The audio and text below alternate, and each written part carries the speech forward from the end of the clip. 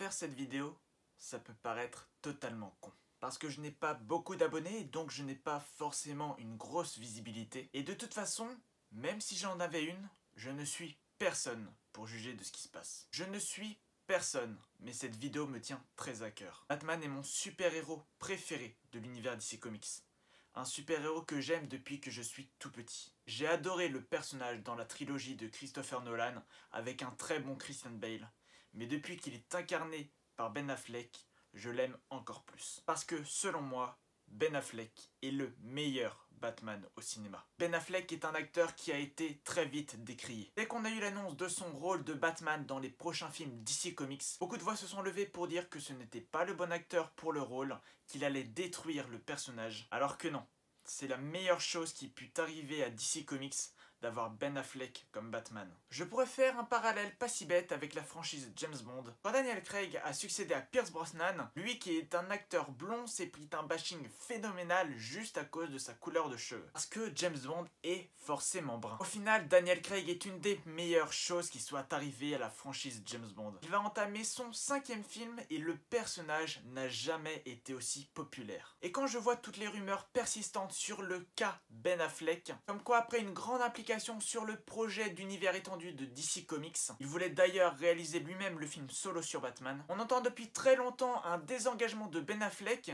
qui n'a du coup plus voulu réaliser le film et qui pense même à arrêter le rôle. On ne sait pas vraiment si c'est ses motivations à lui ou si c'est les motivations du studio. Les dernières nouvelles seraient que Batman apparaîtrait dans le film Flash sous les traits de Ben Affleck, mais serait recasté pour le prochain film Batman de Matt Reeves. Pourquoi je fais cette vidéo aujourd'hui? C'est parce que les rumeurs sont de plus en plus insistantes. Elles se trouvent assez crédibles, assez plausibles, et ça me ferait vraiment mal de dire au revoir au Batman de Ben Affleck. Parce que le Batman de Ben Affleck, c'est la genèse du projet d'univers étendu de DC Comics. Parce que c'est grâce à sa présence que la Justice League existe.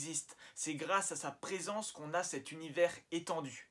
Sans Batman, nous n'aurions rien. Je ne parle pas forcément de l'implication de Ben Affleck dans le projet, même si je pense qu'elle est énorme, mais quand est arrivé Man of Steel au cinéma, même s'il y avait des petits clins d'œil à Bruce Wayne, l'univers étendu de DC Comics n'était pas aussi présent et aussi réaliste. Quand Batman est arrivé sous les traits de Ben Affleck, on a vraiment eu une idée concrète de ce que serait cet univers. Et ce n'est pas pour rien si la Justice League est formée par Batman et non par Superman, et c'est une chose importante. On parle de beaucoup de noms qui pourraient remplacer Ben Affleck. On parle de Jack Gyllenhaal, de John Hamm, de Jeffrey Dean Morgan. Il y a beaucoup de noms qui reviennent et je pense que c'est une mauvaise chose. On ne peut pas changer l'acteur avec une même temporalité. La Justice League vient de se construire, elle part au box-office avec des fondations très faibles parce qu'elle se mange des critiques assassine comme pas possible. On ne peut pas changer le visage de Batman, parce que même s'il porte un masque, on voit beaucoup Bruce Wayne, et je ne vois pas quelle cohérence il y aurait